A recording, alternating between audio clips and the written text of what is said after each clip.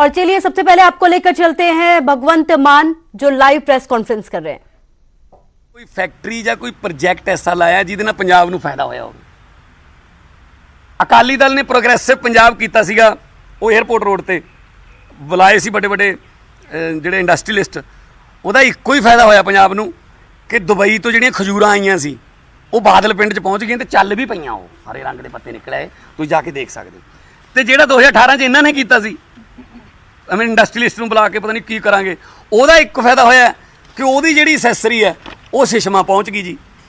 ਆਪਣਾ ਜਿਹੜਾ ਇਹਨਾਂ ਨੇ ਕਿਲਾ ਪਾਇਆ ਉੱਥੇ ਕੈਪਟਨ ਸਾਹਿਬ ਨੇ ਉੱਥੇ ਪਹੁੰਚ ਗਿਆ, ਆਹੀ ਫਾਇਦਾ ਹੋਇਆ ਜੀ, ਹੋਰ ਕੋਈ ਫਾਇਦਾ ਨਹੀਂ ਹੋਇਆ। ਸੋ ਪੰਜਾਬ ਨੂੰ ਗਹਿਣੇ ਰੱਖ ਦਿੱਤਾ ਗਿਆ ਔਰ ਜਿੰਨੇ ਹੋਰ ਵੀ ਜਿਹੜੇ ਇੱਕ ਦੋ ਪੰਜਾਬ ਕੋਲੇ ਬਚਦੇ ਸੀ ਥੋੜ੍ਹੇ ਬਹੁਤ ਜਿਹੜਾ ਸਹਿਕਦਾ ਸੀ ਪੰਜਾਬ, ਉਹ ਸਾਹ ਜਿਹੜੇ ਨੇ ਉਹ ਵੀ ਕੈਪਟਨ ਸਰਕਾਰ ਜਿਹੜੀ ਹੈ ਉਹ ਸੂਤਨ 'ਤੇ ਲੱਗੀ ਹੋਈ ਹੈ।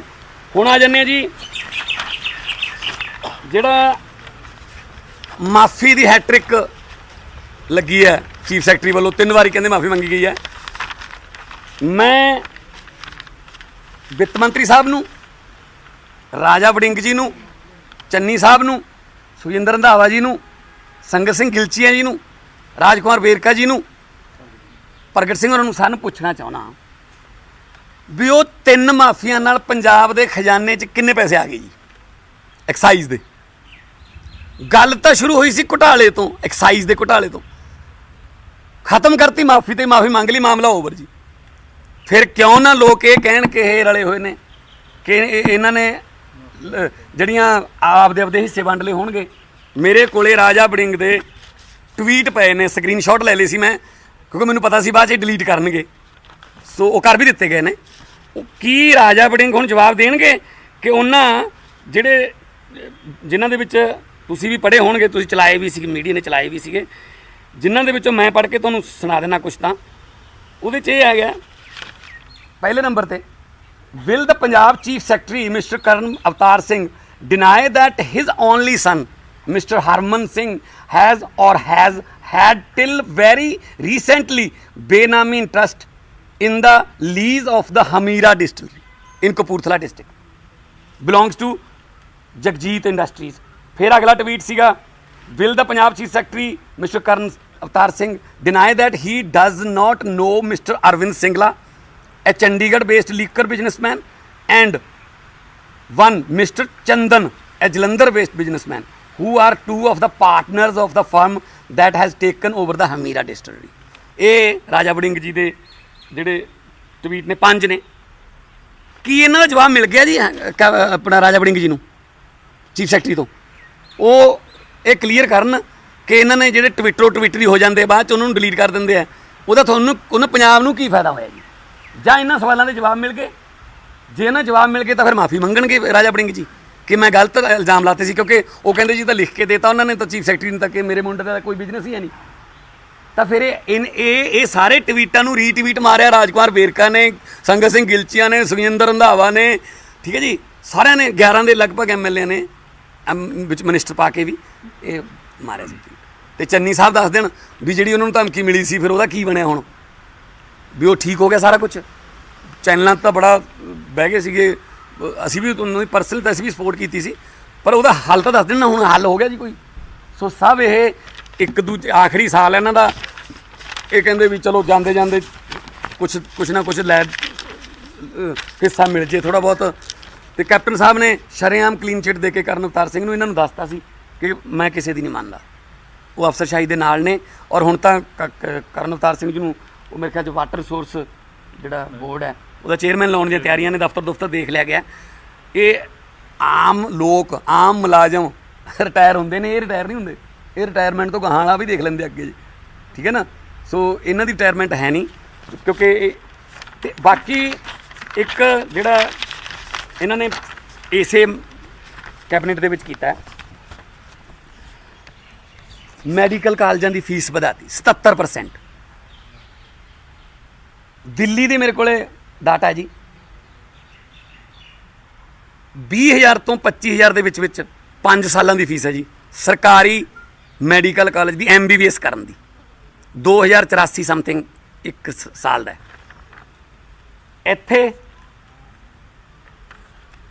ਪਹਿਲਾਂ 4,40,000 ਸੀ ਸਰਕਾਰੀ ਕਾਲਜਾਂ ਦਾ ਜੀ, 77% ਵਧਾ ਕੇ ਉਹਨੂੰ 7,80,000 ਰੁਪਇਆ ਕਰ ਦਿੱਤਾ ਗਿਆ ਜੀ, ਮਤਲਬ 5 ਸਾਲ। ਤੇ ਜਿਹੜੇ ਪ੍ਰਾਈਵੇਟ ਕਾਲਜ ਨੇ ਉਹ 'ਚ 2 ਕੋਟੇ ਹੁੰਦੇ ਨੇ, ਇੱਕ ਸਰਕਾਰੀ ਕੋਟਾ ਹੁੰਦਾ, ਇੱਕ ਮੈਨੇਜਮੈਂਟ ਕੋਟਾ ਹੁੰਦਾ। ਸਰਕਾਰੀ ਕੋਟੇ ਦੀ ਫੀਸ ਪਹਿਲਾਂ 13.5 ਲੱਖ ਸੀ, ਉਹਨੂੰ 18 ਲੱਖ ਕਰ ਦਿੱਤਾ ਗਿਆ, 18,10,000। ਤੇ ਜਿਹੜੀ मैनेजमेंट कोटे की फीस सी 40 लाख सी, उन्होंने बढ़ा के 47 लाख करता।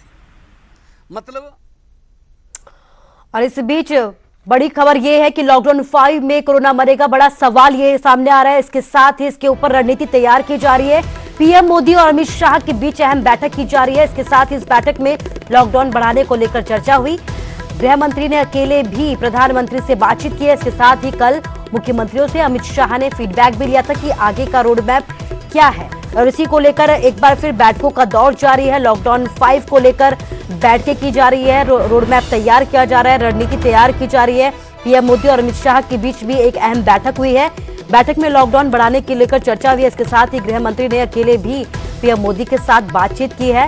इससे पहले कल मुख्यमंत्रियों से अमित शाह ने बातचीत की थी, उनका फीडबैक लिया था कि आगे को लेकर क्या रणनीति तैयार की जा सकती है, क्या लॉकडाउन बढ़ाना चाहिए, क्या कुछ किया जाना चाहिए। और इसी मसले पर लगातार राज्यों से लेकर केंद्र में भी बैठकों का दौर जारी है। पीएम मोदी और गृह मंत्री अमित शाह के बीच भी अहम बैठकें हुई हैं। इसके साथ इस बैठक में लॉकडाउन बढ़ाने पर चर्चा भी, आगे की रणनीति तैयार करने पर चर्चा की गई है।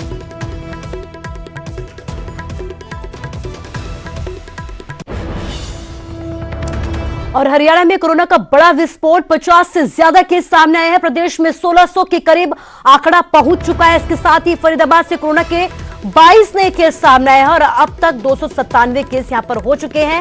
सोनीपत की अगर बात की जाए तो दिल्ली से सटा हुआ है और यहां पर भी 15 नए मामले सामने आए हैं और अब तक 195 केस यहां पर हो चुके हैं। कैथल की अगर बात की जाए तो 5 नए केस सामने आए हैं, करनाल में 4, भिवानी में 2 और सिरसा से 1 नया केस सामने आया है। कैथल की अगर बात की जाए तो कैथल में 3 महिलाएं और 2 बच्चे कोरोना पॉजिटिव मिले हैं। कोरोना के पॉजिटिव मरीजों में फरीदाबाद की अगर बात की जाए तो 2 मीडिया कर्मी भी यहां पर कोरोना पॉजिटिव पाए गए हैं। तो लगातार आंकड़ों में इजाफा होता जा रहा है। इस बीच तेजी के साथ हरियाणा में आंकड़े बढ़ते जा रहे हैं। 50 से ज्यादा केस सामने आ चुके हैं अब तक एक ही दिन में, और प्रदेश में करीब 1600 के करीब आंकड़ा पहुंच चुका है। फरीदाबाद की अगर बात की जाए तो दिल्ली से सटा हुआ है, 22 नए केस यहां पर सामने आए हैं और अब तक 297 यहां पर टोटल आंकड़ा हो चुका है। हमारे संवाददाता दीपक कुमार हमारे साथ फोन लाइन से जुड़ गए हैं। दीपक, लगातार आंकड़ों में बढ़ोतरी होती जा रही है, कल भी नए मामले सामने आए थे और आज भी तेजी के साथ 22 नए केस सामने आ चुके हैं, क्या कुछ अपडेट? देखिए, फरीदाबाद में मामले लगातार बढ़ रहे हैं। बार बार ये कह रहे हैं कि फरीदाबाद के आंकड़े जो है अब ये डराने लगे हैं। फरीदाबाद में टोटल जो केस आए हैं 22 नए केस सामने आए हैं, फरीदाबाद के अलग अलग इलाकों से है। और चिंता की बात इसमें सबसे ज्यादा ये है कि इसमें जो फील्ड में काम करने वाले जो रिपोर्टर हैं, एक कैमरामैन है और एक पत्रकार, ये भी कोरोना पॉजिटिव पाए गए हैं। जिसके बाद ये उम्मीद की जा रही है कि जो पत्रकार इनके संपर्क में थे उन लोगों को क्वारंटाइन स्वास्थ्य विभाग अब से कुछ देर बाद करने वाला है। तो ये काफी चिंता की बात हो सकती है। और इसके अलावा 22 नए मामले सामने आए हैं, 297 की गिनती टोटल हो चुकी है, 7 लोगों की मौत हो चुकी है। तो फरीदाबाद में दिनों दिन आंकड़े बिगड़ रहे हैं और जिस तरह की उम्मीद की जा रही है वो ये कि शाम को जो रिपोर्ट आएगी, शाम की रिपोर्ट में और भी बड़ा धमाका हो सकता है। काफी सारे आंकड़े फिर बढ़ सकते हैं, काफी सारी संख्या बढ़ सकती है। तो फरीदाबाद एक तरह से कहा जाए तो अब कोरोना का धीरे धीरे गढ़ बनता जा रहा है। कोरोना संक्रमितों के मामले यहाँ लगातार आ रहे हैं और बड़ी वजह इसकी जो बनी वो दिल्ली से इसका जो रिलेशन है, दिल्ली से आना जाना जो है वो एक बड़ी वजह इसके पीछे बनी है। और आज से, क्योंकि कल अनिल विज ने देर रात को आदेश दिए थे, तो आज से जो बॉर्डर है फरीदाबाद का और दिल्ली का बॉर्डर है उसको पूरी तरह से सील किया जा चुका है। अब यहाँ से किसी भी तरह से आवाजाही पूरी तरह से प्रतिबंधित कर दी गई है। एसेंशियल चीजों के अलावा प्रतिबंधित कर दी गई है। इसके साथ ही और रिपोर्ट का इंतजार भी किया जा रहा है। फरीदाबाद में 22 नए केस सामने हैं, 2 मीडिया कर्मी भी कोरोना पॉजिटिव पाए गए हैं। दीपक, हमारी आपसे गुजारिश है कि आप भी अपना ख्याल रखें। फिलहाल इस तमाम जानकारी के लिए आपका शुक्रिया।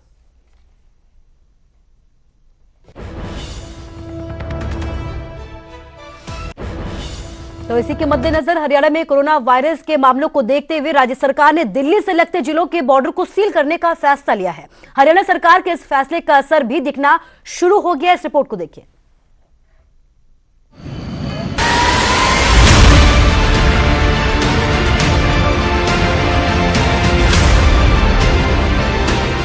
हरियाणा में कोरोना के बढ़ते मामलों को देखते हुए हरियाणा सरकार ने फिर से दिल्ली से लगते जिलों के बॉर्डर सील करने का फैसला लिया है। गृह मंत्री अनिल विज ने कोरोना के बढ़ते मामलों पर कहा है कि दिल्ली के साथ लगते जिले हरियाणा के लिए चिंता की बात है। 80% केस उन जिलों में से हैं जो दिल्ली से सटे हैं। ऐसे में बेहद जरूरी है कि दिल्ली से सटे हरियाणा के सभी बॉर्डर को सील रखा जाए। दिल्ली से जुड़े हुए इलाकों में जो कोरोना के मरीज हैं उनकी संख्या लगातार बढ़ती जा रही है। हालांकि हमने पहले भी सील किया हुआ है, लेकिन कहीं ना कहीं से लोग निकल कर आ जाते हैं कि जिन कैटेगरीज को हाई कोर्ट ने इजाज़त दी है या जिन कैटेगरीज को गृह मंत्रालय केंद्र ने अपने लॉकडाउन 4 के नोटिफिकेशन में इजाज़त दी है, उनको छोड़कर किसी को भी हरियाणा में आने की इजाज़त ना दी जाए। जरूरी सेवा वालों को नहीं रोका जाएगा। गुरुवार रात को ये फैसला लिया गया, लेकिन शुक्रवार की सुबह इसका असर बॉर्डर इलाकों में दिखा। दिल्ली गुरुग्राम बॉर्डर पर शुक्रवार सुबह बड़ी संख्या में लोग इकट्ठा हो गए और यहाँ लंबा जाम लग गया। हरियाणा में लगातार कोरोना मरीजों की संख्या में इजाफा हो रहा है और इसीलिए हरियाणा सरकार ने यह फैसला लिया है कि दिल्ली से लगती हुई हरियाणा की जितनी भी सीमाएं हैं उन्हें सील किया जाएगा। सिर्फ कच्चे रास्ते ही नहीं बल्कि पक्के रास्तों को भी सील किया जाएगा और कोई भी जो अनावश्यक आवाजाही है उस पर रोक लगाई जाएगी। इस वक्त हम दिल्ली गुरुग्राम बॉर्डर पर मौजूद हैं और आप यहाँ देख सकते हैं कि यहाँ पर जो गाड़ियाँ जो कि दिल्ली से आ रही हैं और गुरुग्राम में जो प्रवेश करने की कोशिश कर रही हैं उन्हें रोका जा रहा है। उनका पास जो है वो चेक किया जा रहा है कि उनके पास वैलिड पास है या नहीं है और उसके बाद ही एंट्री दी जा रही है। इसके अलावा यहाँ बदरपुर बॉर्डर के पास बड़ी संख्या में ऐसे लोग भी हैं जिनके पास कार्ड थे, लेकिन उनका कहना है कि उन्हें आगे नहीं जाने दिया जा रहा। इसके अलावा दिल्ली बहादुरगढ़ और दिल्ली सोनीपत बॉर्डर को भी सील कर दिया गया है। विज का मानना है कि हरियाणा में रोज गुरुग्राम और फरीदाबाद जैसे शहरों में केस बढ़ रहे हैं जिनका दिल्ली से सीधा संपर्क है। हरियाणा के गृह मंत्री अनिल विज के आदेशों के बाद एक बार फिर से राजधानी दिल्ली से सटी सीमाओं को सील करने का काम किया गया है। जिन लोगों के पास सिर्फ ई पास है वो लोग ही हरियाणा की सीमा में फिर अब एंट्री कर पाएंगे। लॉकडाउन 1, 2 और 3 के दौरान कुछ रियायतें लोगों को दी गई थी, लेकिन अब दोबारा से टिकरी बॉर्डर पर सख्ती बढ़ा दी गई। इस वक्त हम टिकरी बॉर्डर के दृश्य आपको दिखाते हैं कि किस प्रकार वाहनों की चेकिंग लगातार की जा रही है। पुलिस कर्मचारियों की ड्यूटी यहाँ पर लगाई गई है। 20 पुलिस कर्मचारी यहाँ पर तैनात हैं और हर आने जाने वाले वाहन को चेक कर ही हरियाणा की सीमा में प्रवेश करने दिया जा रहा है। आप देख सकते हैं कि वाहनों की लंबी कतारें लगी हुई हैं, लेकिन पुलिस हर एक वाहन की अच्छे ढंग से चेकिंग करके उनका पास देख के ही हरियाणा के अंदर आने की अनुमति फिलहाल दे रही हैं। बता दें कि इससे पहले भी हरियाणा ने बॉर्डर को सील किया था, हालांकि बाद में खोल दिया गया था। लॉकडाउन 4 में केंद्र सरकार ने एक राज्य से दूसरे राज्य के सफर को अनुमति दी थी, लेकिन इसके लिए दोनों राज्यों की सहमति जरूरी थी। Bureau report, news 18। हरियाणा में कोरोना का कहर थमने का नाम नहीं ले रहा है। करनाल से 4 जबकि कैथल से कोरोना के 5 नए केस सामने आए हैं।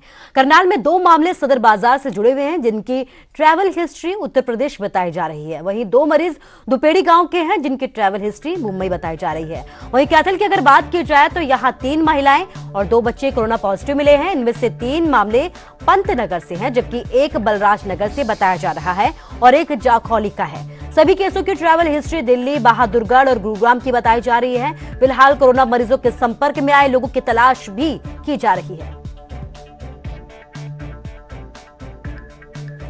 करनाल में कोरोना के मरीजों की संख्या में लगातार इजाफा होता हुआ नजर आ रहा है। आज करनाल में 4 कोरोना के मरीज आए हैं, जिनमें 2 सदर बाजार इलाके से आए हैं जिनकी ट्रैवल हिस्ट्री यूपी की बताई जा रही है। वहीं 2 केस और सामने निकल कर आए हैं जो दुपेड़ी गांव से निकल कर आए हैं, उनकी ट्रैवल हिस्ट्री मुंबई की बताई जा रही है। इस समय हम सदर बाजार इलाके में खड़े हैं। आप देख सकते हैं कि कोरोना पॉजिटिव मरीजों की जो संख्या है वो लगातार बढ़ती हुई नजर आ रही है। करनाल में कुल एक्टिव केस की संख्या है वो 23 हो गई है और कुल केस की संख्या है वो 46 हो गई है। सदर बाजार इलाके में जो आप देख सकते हैं कि आशा वर्कर्स की टीम पहुंच चुकी है, साथ ही साथ जो स्वास्थ्य कर्मी हैं वो भी पहुंच चुके हैं और लगातार जो स्क्रीनिंग का दौर है वो जारी है। हम डॉक्टर से भी बातचीत करना चाहेंगे। मैम, फिलहाल कितने केस आज करनाल के अंदर आए हैं?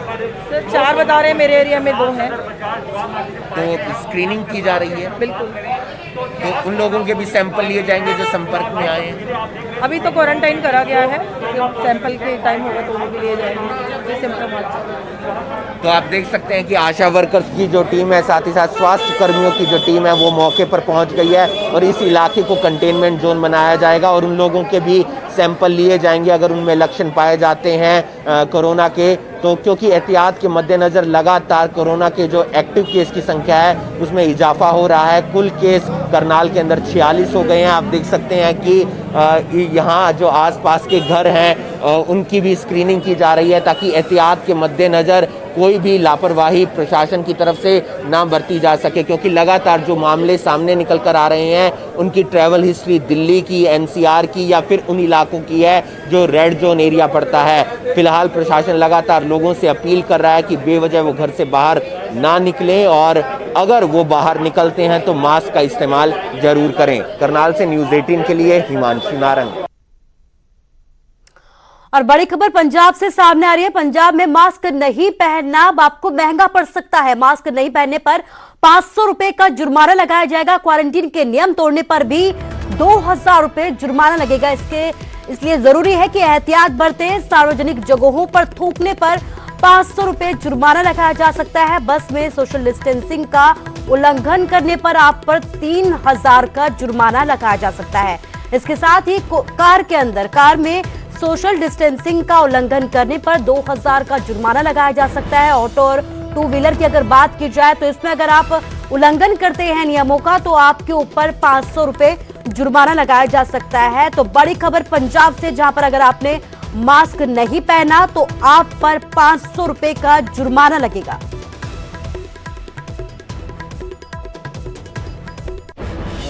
एक्चुअली जो हमारा पहले हुआ, हमने बहुत अच्छा काम हमारे मेडिकल टीमों ने, हमारे प्रशासन ने, हमारी सीएम साहब की लीडरशिप में हमने किया है, सब लोगों ने मिलकर किया है। तो उसके रिजल्ट भी काफ़ी अच्छे आए हैं। जो हमारा रिकवरी रेट भी बहुत अच्छा 90% है, अब पूरे हिंदुस्तान से बढ़िया है। और जो डेथ रेट भी हमारा 1% ही है। तो हम कहते हैं ये बरकरार रहे, कैसे रखेगा। तो हमने कुछ उसमें जो फाइन वगैरह फिक्स किए हैं, जैसे मासिक का है, दूसरा आपको सोशल डिस्टेंस की बात है। जब आप कहीं और जाते हो, सारा दुकानदारों के लिए, सबके लिए फ़ाइन हमने देखो। जैसे मैं बताना चाहता हूँ कि जो आदमी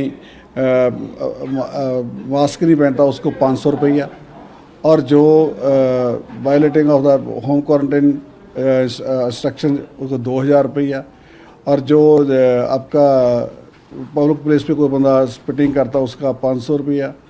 ऐसे ही जो हमारे for violating of the normal by honour of shops उनके लिए भी 2000 रुपया, और बस में जो है 3000 रुपया। कार का जो आप 2+1 आप बैठ सकते हैं तो उसके लिए भी 2000 रुपया फाइन रखा हुआ है। ऑटो रिक्शा में, टू व्हीलर में 500 रुपया। यानी काफ़ी अच्छे हमने स्टेप लिए हैं कि ताकि हमारा जो एस्टिमेट का रिकॉर्ड है ये मेंटेन रहे। तो जो हमारा पंजाब में इन्फेक्शन हो कम से कम हो, और लोगों में जे एक अवेयरनेस ड्राइव चलाने की बात है। एक फियर है, बीमारी अभी ख़त्म नहीं, ये अभी चल रही है और आगे तक चलेगी। तो इसके लिए हमको अपनी जो ज़िंदगी है इसी प्रिकॉशन के साथ जीनी पड़ेगी। तो उनको जो हम पूरा इसी तरह की एडवाइजरी जारी की है कि आपको काम भी करना है तो अपने आप को सेफ भी रखना है। ये हमने किया है। तो एहतियात